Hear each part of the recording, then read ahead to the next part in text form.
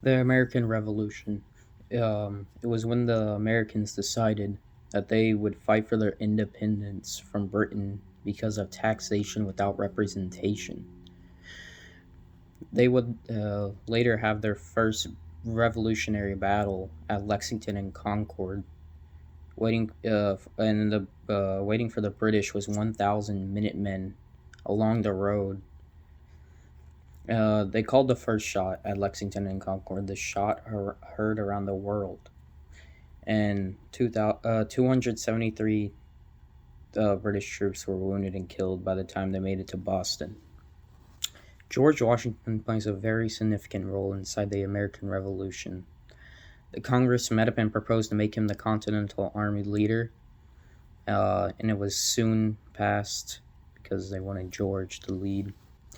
The next battle was the Battle of Bunker Hill, where the Americans controlled the top of the hill, and Britain would try many frontal attacks with their 24,000 troops to our 12,000, which they had double.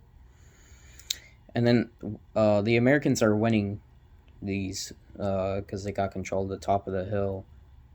But then they start getting low on gunpowder, so they say, uh, "Don't shoot before you see the whites of their eyes." The British got pushed back and lost. Then on their third attempt, the Americans run away because they ran out of gunpowder. The British lost 1,000, and this made it the bloodiest battle of the American Revolution. Uh, the Americans also try economic warfare against the British, uh, which disrupted the tobacco and sugar trade. This made Parliament mad, and so they responded with the Prohibitory Act, and it prohibits trade with rebellious American colonies. Uh, and they had several colonial meetings and declared independence from Britain. Thomas Paine showed great significance when he wrote a little pamphlet called Common Sense that insulted Parliament uh, and also used biblical quotes.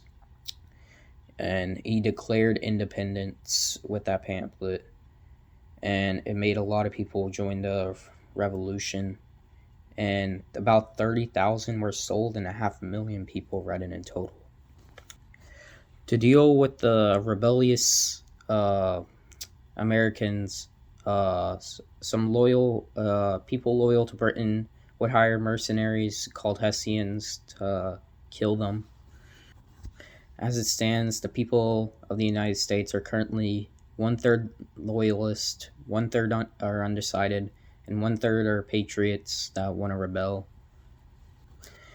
And back to the Prohibitory Act, the Americans decided to authorize privateering, or just a legal pirate, where they would just put a cannon on their ship and harass other British ships. And they wrote the Declaration of Independence. Mainly Jefferson wrote all of that, Thomas Jefferson. And the first person to sign was John Hancock, and he wrote his name really big on the declaration so the king would see it first. General William Howe was in charge of the British Army, and he wanted to seize New York so he could gain control of the Hudson River, would be very useful for him. Uh, this caused George to flee to Pennsylvania, though Howe didn't chase after him because he wanted to protect his troops.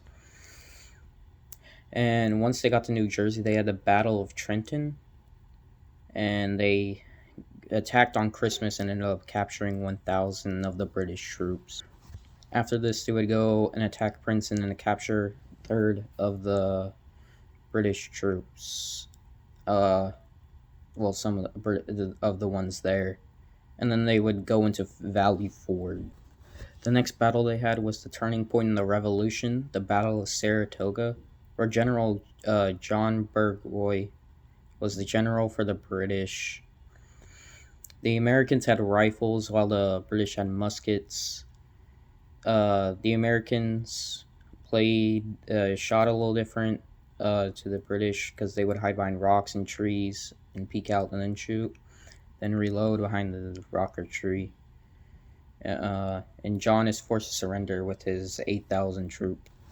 After the turning point, the French joined an official alliance with America, even though they've been helping them defeat the British because the French and British don't like each other.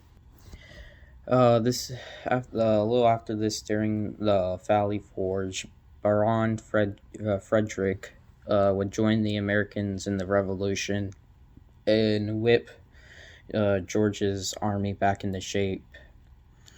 And after 3,000 died in Valley Forge. Leading up to this, the British decided to move towards south because they thought there would be more loyalists there to help them. Though they were wrong. And once George found out they were in Yorktown, he surrounded it. And since they had the Franco-American alliance, the French sent their navy so they couldn't retreat, forcing Cornwallis to surrender. After this devastating defeat in Yorktown, the Prime Minister decided to give up and surrender and to make a treaty with America. This declared America's independence, and the British had to leave, including their forts that they didn't leave for 10 years. And this is what marked the end of the war.